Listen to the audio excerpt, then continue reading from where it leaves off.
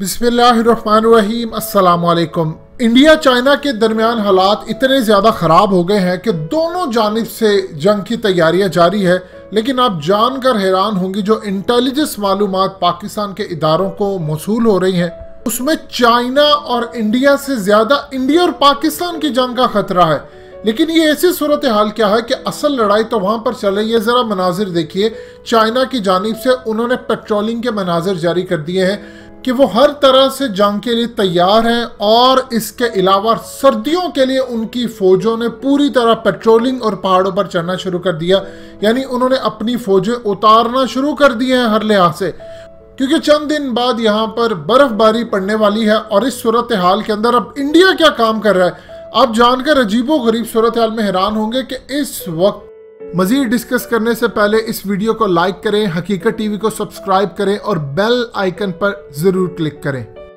US army ने Nicobar island के ऊपर, जो कि बिल्कुल इंडिया के सामने लगता है, वहां पर अपना P-8 एयरक्राफ्ट भेज दिया है। बेसिकली जासूसी के लिए यहां पर भेजा गया है कि चाइना की तमाम हरकत और तमाम चीज़ों पर नज़र रखकर इंडिया को बर वक्त इत्तला दी जाए। असल में अब अमेरिका ने जैसे ही हालिया ऐलान किया है कि वो साउथ तिब्बत, जिसको चाइना कहता है, अरुणाचल प्रदेश, इसको इंडिया का हिस्सा मानता है। और उन्होंने ऑलरेडी कह दिया है कि अगर चाइना की फौजें यहाँ पर आती हैं तो पूरी तरह उनको अपोज किया जाएगा, चाहे वो मिलिट्री के जरिए, अपनी एयरफोर्स के जरिए, बयानिए के जरिए, किसी फोरम को यूज़ करते हुए हर तरह से उसको अपोज किया जाएगा। अब सूरत हाल क्या पैदा हुई है, अब P-8 जहाज उतरने के बाद इंडिया को इत्मीनान हो गया है कि अब यहाँ पर जो अगली जंग होने जा रही है उसमें अमेरिका मेरे साथ है। उसके बदले आप जरा 24 से 48 घंटों की खबरें देखिए कि अमेरिका ने $90 मिलियन की भारत को जो सेल करनी है चीज़ों की, स्पेयर्स हैं या जो उनका C-130 या सुपर हरक्यूलिस के एयरक्राफ्ट के जो स्पेयर पार्ट्स हैं और चीज़ें हैं, ये अप्रूव कर दी है। और इस सूरत हाल के अंदर इंडिया को तमाम चीज़ें प्रोवाइड की जा रही है। उसके अलावा इंडिया की डिफेंस मिनिस्ट्री ने इस वक्त 409 करोड़ भारतीय रुपए का मल्टी मोड हैंड ग्रेनेड खरीदने के लिए कॉन्ट्रैक्ट साइन किया है कि 10,000 के करीब आपने ग्रेनेड्स खरीदने हैं। और ये इस्तेमाल किन के खिलाफ करने जा रहे हैं, ये चाइना से ज्यादा इन्होंने पाकिस्तान के खिलाफ इस्तेमाल करने हैं। सो इस सूरत हाल के अंदर आप अंदाजा कर ले कि मामला किस तरफ जा रहे हैं और इंडिया इस वक्त चीजें क्या मैनेज कर रहा है। मोदी की हुकूमत ने इस वक्त एक कैप लगाया था, ये आप जरा डिफेंस लैंग्वेज के अंदर समझ लीजिए। होता यूं है कि आपने एक बजट दिया होता है आर्मी को कि आप इससे ज्यादा बजट के अंदर इस वक्त चीजें नहीं खरीद सकते और आप कैप लगा देते हैं। अब मोदी सरकार ने वो स्पेंडिंग जो कैप है वो खत्म कर दी है और कहा है कि थर्ड क्वार्टर या उसके बाद जो टेंशन चाइना के साथ या पाकिस्तान के साथ होने जा रही है उसके अंदर हर तरह की स्पेंडिंग के ऊपर जो लिमिट लगाई है इसको खत्म कर दे। यानी अर्जेंट बेसिस के ऊपर कोई भी इनको खरीदारी करनी है तो उसके लिए आपको कोई भी बजट नहीं रोका जाएगा। हर तरह की पैसे की सप्लाई, अगर किसी दूसरे डिपार्टमेंट से पैसा निकालकर आर्मी को देना पड़ा जंग के लिए तो वो पूरी तरह दिया जाएगा।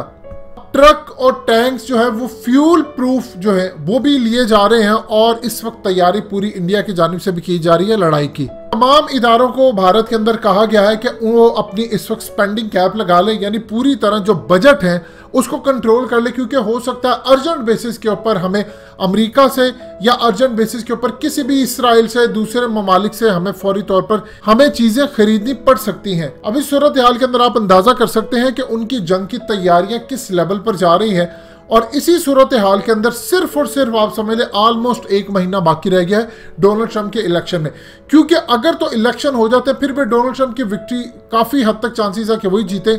और अगर इलेक्शन होने के बाद उन्होंने रिजल्ट मानने से इनकार कर दिया, अगर वो हारने के करीब आते, जो कि इस वक्त इम्पॉसिबल सी बात नज़र आती क्योंकि इसराइल के साथ मामला है, वो अलग बात है कि इस वक्त अफरा तफरी मचाने के लिए रिजल्ट ऊपर नीचे किए जा सकते हैं। लेकिन इस सूरत हाल में जैसे ही विंटर आता है उसी वक्त आप देखिए इलेक्शन हो जाता है। और अगर किसी वजह से, कोरोना की वजह से इन्होंने पूरी दुनिया बंद करनी है और वो इलेक्शन आगे चले जाते हैं तो फिर अमेरिका पूरी तरह साउथ चाइना सी, इंडियन ओशन, अरेबियन ओशन के अंदर आ जाएगा इंडिया की मदद करने के लिए। और पाकिस्तान को हर तरह से अलर्ट रहना पड़ेगा। देखिए इस वक्त जो इंटेलिजेंस मालूमात आपके इदारों को मौसूल हुई है उसके मुताबिक इंडिया चाइना से ज्यादा इंडिया पाकिस्तान की जंग का क्यों खतरा है। इंडिया को पता है कि जो इस वक्त हथियार, जो टेक्नोलॉजी इस वक्त चाइना के पास है वो हमारे पास नहीं है।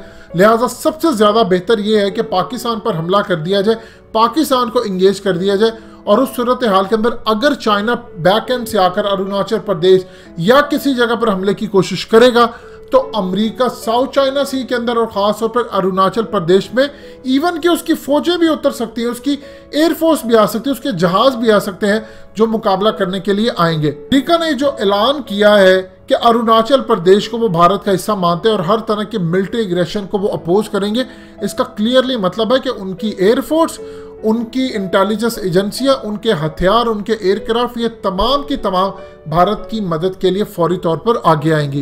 इंडिया को एक चीज का अंदाजा हो चुका है कि हम किसी सूरत कम से कम चाइना से अपना लैंड वापस नहीं ले सकते। अब हमारे पास लास्ट ऑप्शन ये बचती है, किसी तरह हम पाकिस्तान का कोई लैंड या किसी इलाके पर कब्जा कर ले। आप देखिए इमरान खान ऑलरेडी हकीकत टीवी की इस बात की तस्दीक कर चुके हैं।